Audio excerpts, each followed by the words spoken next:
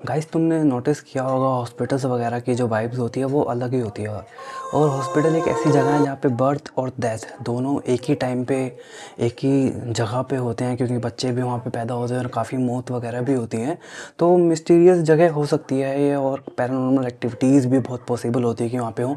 हर hospital में नहीं होती, लेकिन कुछ कुछ अगर ऐसी जगहों पे बहुत स्पिरिट के होने का बहुत पॉसिबिलिटीज़ होती हैं। और वहाँ पे अगर मैजिक रिचुअल्स या ब्लैक मैजिक किया जाए तो बहुत एक चांसेस होते हैं कि आपको कुछ ना कुछ वहाँ पे रिजल्ट्स मिले।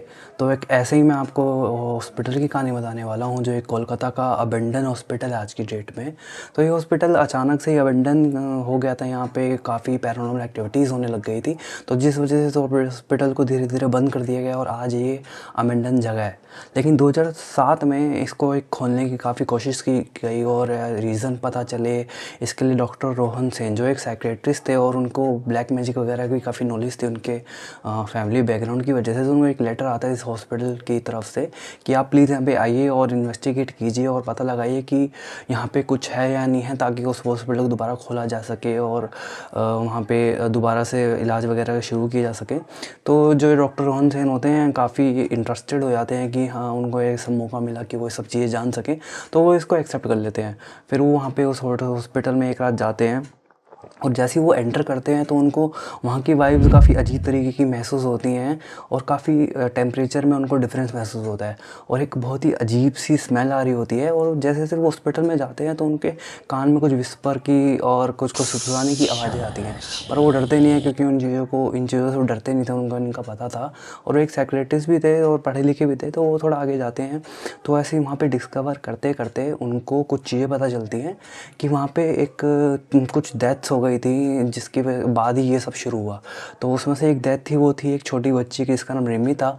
उसकी सर्जरी के दौरान उस बच्ची की डेथ हो जाती है और वो मर जाती है। और जिस डॉक्टर वो के जो डॉक्टर उसकी सर्जरी कर रहे होते हैं, जिनके सामने वो मरती है, तो वो काफ़ी गिल्ट में चले जाते हैं, और कुछ टाइम बाद उनकी भी मौत हो जाती है। और इसी के थोड़े टाइम बाद जो उस वार्ड का जो केयर टेकर होता है, केयर टेकर, उसकी भी मिस्टीरियसली मौत हो जाती है। तो उनको ये थोड़ी चीज़ें पता चलती हैं, और वो थोड़ा और एक्सप्लोर करते हैं और अंदर जाते हैं। तो उनको एक वार्ड मिलता है जहाँ पे काफ़ी उनको अजीब से रिचुअल्स वगैरह के साइंस मिलते हैं कि यहाँ पे कुछ रिचुअल किया गया है स्पिरिट्स को बुलाने के लिए, और कुछ ग्लो करते हुए सिम्बल्स भी मिलते हैं। तो थोड़ा फिर वो आगे बढ़ते हैं अपनी इन्वेस्टिगेशन में। तो उनको एक चैम्बर सा मिलता है, जिसके अंदर से जो बाहर रिचुअल्स थे उनके उन्हीं का जैसा अंदर भी उनको दिखा जाए, उनको महसूस होता है कि यहाँ पे कुछ ऐसा कुछ किया गया है कि स्पिरिट से बात करने की कोशिश की गई है। उनके उनके रहन में पोर्टल खोलने की कोशिश की गई है, कि उनको नॉलेज थी, तो उनको देख के समझ में आया। और उनको जो उन्होंने स्टोरीज सुनी थी उनके अनुसार उनको शक जाता है डॉक्टर भट्टाचार्य, जो उसी हॉस्पिटल के डॉक्टर थे, वो उनके जानकार थे। तो उनको लगता है कि उन्होंने कुछ किया है। तो रिचुअल्स उनको डॉक्टर को जो काफ़ी उनकी स्पिरिट से बात करने का क्या बोलते हैं मन था, और उन्होंने इनसे भी कहा था, पर उस समय इन्होंने मना कर दिया था। तो उनको चीज़ें लिंक होती हैं और वो समझ जाते हैं कि इन्होंने ही कुछ किया है। तो ये उस समय तो वहाँ से चले जाते हैं। लेकिन ये दोबारा आते हैं एक रात, अमावस्या की रात पे, उस रिचुअल का काउंटर करने के लिए, क्योंकि उनको समझ में आता है कि वहाँ पे एक पोर्टल सा खुल गया है, जिसकी वजह से बहुत सारे स्पिरिट्स वगैरह वहाँ पे आ सकती हैं और जा रही हैं, और उस जगह को अमेंडन बना दिया उन स्पिरिट्स ने। तो वो काउंटर रिचुअल करने के लिए उस रात को वहाँ पे जाते हैं, और वो अपना सामान वामान कर रहे होते हैं, कैंडल्स वगैरह आके बैठे होते हैं।